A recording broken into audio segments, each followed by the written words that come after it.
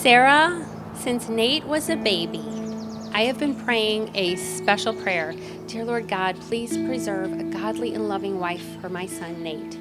I have been praying that. I've been praying for you since he was a baby. I never stopped praying. And when Nate first met you, oh my gosh, there was something special about this girl. And I felt like my mom, God rest her soul, who died the day after you guys met, sent you to our family. So I just wanted you to know that you are the answer to a prayer because you are a godly, beautiful soul. I can't imagine anyone better for our family, for my son, than you. So God bless you both. I love you and God bless you. And I'm so grateful that you're now my daughter. Thank you, Bill and Debbie, for sharing. And Billy, I love you. I'm so glad to be your grandma. All right. I am just going to read a message from Sarah's godmother that she wanted to share since she's not able to be here. Congratulations to my beloved goddaughter, Sarah, her wonderful new husband, Nate, and our precious Billy. What greater moment in life is there to celebrate than the two human souls who vow before us all to be joined together in a love of a lifetime.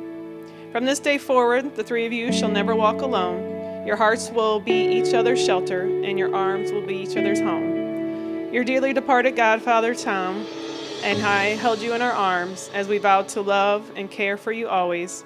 I will speak for him as well as myself when I say it brings us great joy and happiness to symbolically give you to Nate for safekeeping. We will always be with you in spirit and support him as he loves, protects, and cares for you always, my dear Sarah. Sarah, from the moment I laid eyes on you, I was head over heels for you.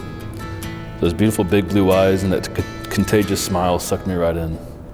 From day one, I couldn't keep my eyes off you, and still to this day, I catch myself just staring and smiling. I promise to be loyal. I promise to be patient. I promise to put yourself and our family's priorities first. I promise not to get mad when a jug of protein powder falls onto the ground because it wasn't twisted on all the way. I love your laugh. I love your goofy sense of humor. I love your random outbursts into song. I love your flaws. I love your mistakes. I love your imperfections. And most of all, I love you.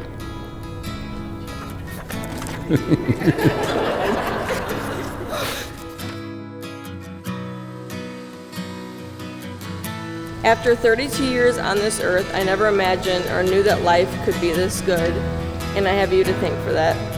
The first couple of years of Billy's life, I cried and prayed to God frequently, asking him for a sign of where to turn next. In those prayers, I asked that if he sends us a man, to please send one that loves Billy and I more than the moon and the stars. And honestly, he outdid himself. The minute I saw you limping through Casa Grado parking lot, yeah, I know, it was like day. My heart skipped a beat, and I knew that you were the one. Ever since that night, I have fallen more and more in love with you every single moment spent with you. You are my person, and the best father imaginable to our moose. You make me smile bigger than the sun whenever I think of you. I promise to make you smile as much as you make me smile, even if that means I have to tolerate a Blues game a night a year with you on the couch, you big lump. Nathaniel David Kothe, as we stand before God and our families, I vow to love you through everything, the good, the bad, and the extremely ugly. I try my hardest to pick you up or down, to give you the biggest bear hugs and kisses every single day after work, to care for you and our families as long as we live, to pray with you on the happiest days and in the most daring times, to be your very own Dr. Pimple Popper every night before bed, because you know I had to say that. Sorry, Father. And to always know that in the deepest part of my soul, when challenges arise, we'll always find our way back to each other. You are simply my everything. I cannot live without you and your love, and I promise you that from this day forward, you will never, ever walk alone.